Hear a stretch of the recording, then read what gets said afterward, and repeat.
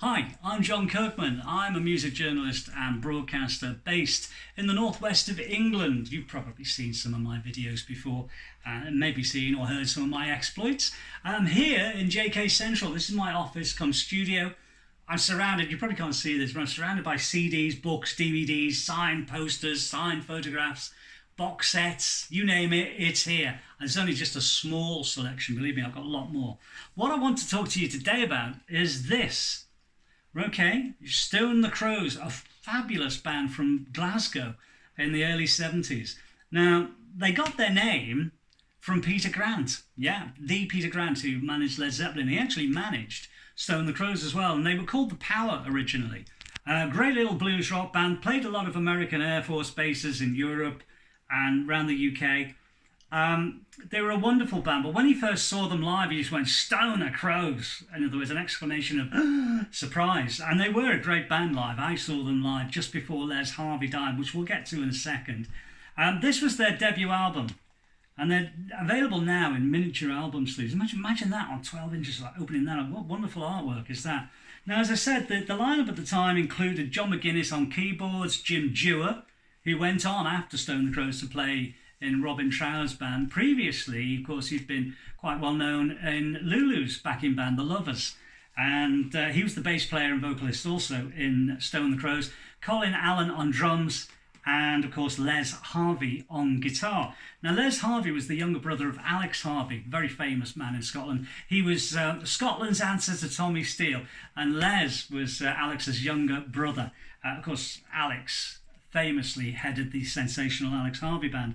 This was their debut album in 1970. It's a great start. They were released originally on Polydor. These are now on Repertoire, who released all the albums around about 20 years ago in jewel cases, but they're now in magnificent, as I said,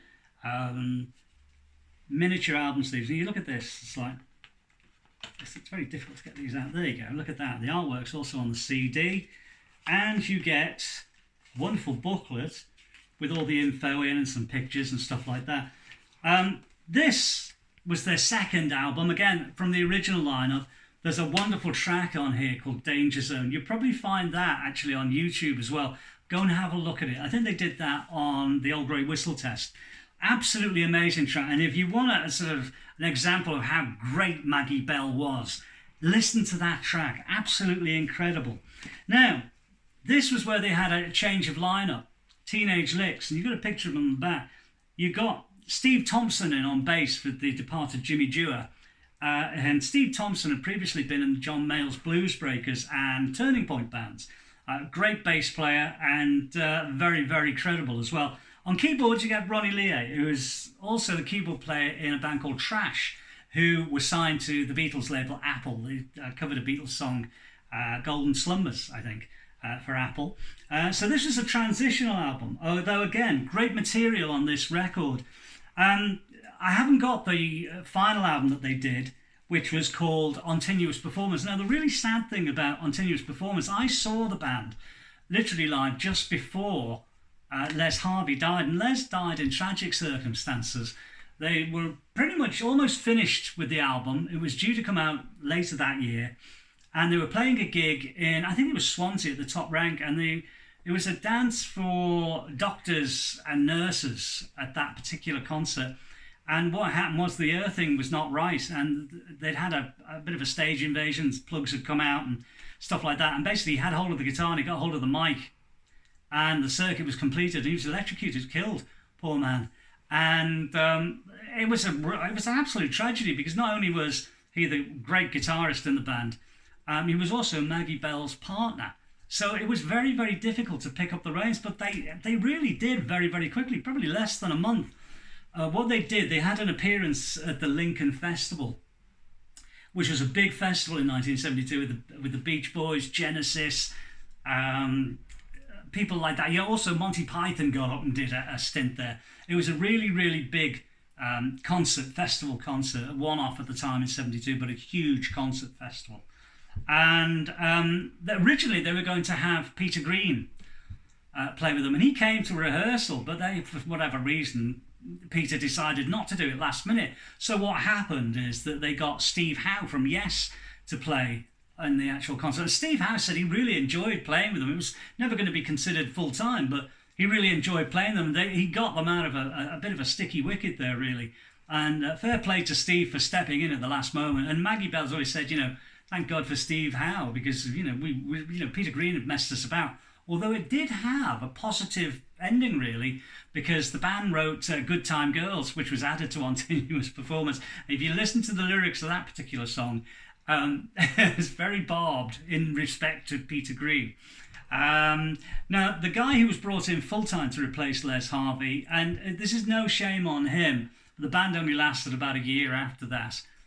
But he was a great replacement, and there's a young guy called Jimmy McCulloch, who was probably only about 18 or 19 at the time. He'd first had fame with Thunderclap Newman, had a #1 single with Something in the Air, and he was only 15 when that was a hit in '69. So when he joined Stone the Crows, he was like 18, 19. An amazing guitarist, sadly no longer with us, but he joined and helped finish off the album Continuous Performance. And I really like that. I don't have that. I have the files of it, so don't worry. When we do an interview, hopefully with Maggie Bell in the coming weeks, we'll be able to feature that album. But it really is a great record. And I would have loved to have heard them do another album with Jimmy as the sole guitarist, because Les is on some of the tracks and Jimmy's on a couple of tracks as well.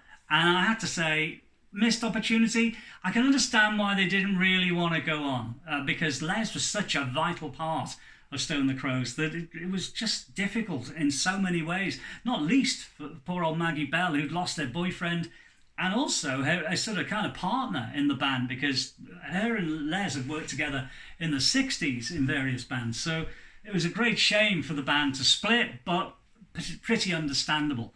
So what happened after Stone the Crows? Well, of course, Colin Allen ended up playing with people like John Mayall and Focus. Steve Thompson went on to various blues bands. In addition to that, Jimmy McCulloch went on to play briefly with the band Blue, and I don't mean the boy band, I mean the band signed to RSO, and then later Elton's label Rocket. Ronnie Lee ended up playing with lots of people, including Jack Bruce. He also played in a band with Jimmy McCulloch just before Jimmy died called the Dukes, and also in that band was Miller Anderson and Charlie Toomahai. Two big names, Miller Anderson, formerly the Keith Hartley Band, and Charlie Toomahai, formerly of Bebop Deluxe. They had a lot of promise there, and they were signed to Warner's for a lot of money, but sadly Jimmy McCulloch died in 1979, and that was the kind of end of the band. Ronnie went on, of course, to play with lots of people, like I said, Jack Bruce, and also he was in John Anderson's solo band around about the time of Song of Seven. So Ronnie did okay, and he's still out there playing as well. Maggie decided to go for a solo career, and she made a couple of albums that never came out, and I would love to hear those albums now. But I get the feeling that the master tapes have been lost, and if they were stored in the Atlantic sort of lockup facility, the big warehouse where all the masters went, they may have well gone up in flames, because we all know about the Universal fire, which blew everyone out in terms of losing all those master tapes. Atlantic, or Warner's, Atlantic, whatever, they had a similar thing about 25, 30 years ago. And that was a dreadful shame as well. A lot of master tapes went up in smoke. So I don't know whether we'll ever hear them. I'll have to ask Maggie that, because they were made with the Muscle Shoals people, and Jerry Wexler, I think, was involved. And they were great albums, I would imagine. I'd love to hear them. And let's face it, I can't imagine Maggie making a bad album. She's got such a wonderful voice. She did have some success in the 70s as well with solo material. She sang the theme tune to a TV series in the UK called Hazel. She also had the theme tune called No Mean City, which was the theme tune for Taggart. And she actually appeared in Taggart as well. And she had a sort of duo success with B.A. Robertson with the old PJ Proby hit, Hold Me, which was great. Top 20, I think, that hit. And she was actually on Top of the Pops with that. Great song, and a great version of it as well. After her two solo albums, she also formed a band called Midnight Flyer. And they supported AC/DC throughout Europe on their Back in Black tour. So there you go. That was the sort of big rock thing. But here we have two albums, her first two albums, which are also on the Polydor label. I think they were on possibly Swan Song or Atlantic in America. That was the first one, Queen of the Night. It's just a wonderful album. And if you want to hear Maggie literally let loose, get these albums. This one here, Suicide Sal. Now, apparently, one of her relatives in her past, one of her sort of the people way back in Maggie's life, was known as Suicide Sal, and she was actually a musical performer. Wonderful, wonderful albums. Got great reviews. Didn't sell particularly well, but they got wonderful reviews, and they're still wonderful now. I have to say, Maggie Bell is one of my favourite vocalists. I've got many favourites, of course, like most people, but she really was the real deal. I mean, you know, there was no messing around with Maggie Bell. What you saw is what you got, and she gave everything she had. And she's still treading the boards now, and actually performing sometimes with the Hamburg Blues Band and a kind of other band, which up until he retired featured Colin Allen on drums as well. A wonderful, wonderful singer. I can't say any more about that. She really was incredible.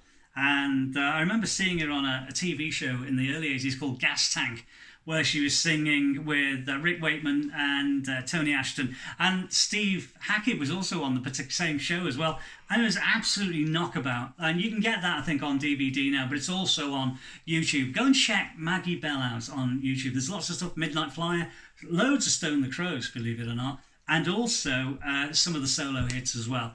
So well worth checking out. These are available through Repertoire, who did all of these albums around about 25 years ago. And they did them in the jewel cases then. These have been remastered, I think, and they've got bonus tracks on some of them. And they're lovely little... There you go, look at that. And they are actually lovely little miniature album sleeves with the original artwork reproduced there. Not as good as the 12-inch vinyl, I have to say, because you feel like you've got something substantial in your hands. But these are very nice to have, and they sound incredible. So, there you go. Stone the Crows and Maggie Bell. And all the Stone the Crows albums are available. There's 4 Stone the Crows albums available. The one I haven't got here and is missing is Continuous Performance, which was their final studio album. And it's a great record as well. You really need to hear that. And these first 2 Maggie Bell solo albums, wonderful stuff, available in the shops now to buy. Do yourself a favour and go and get those albums now.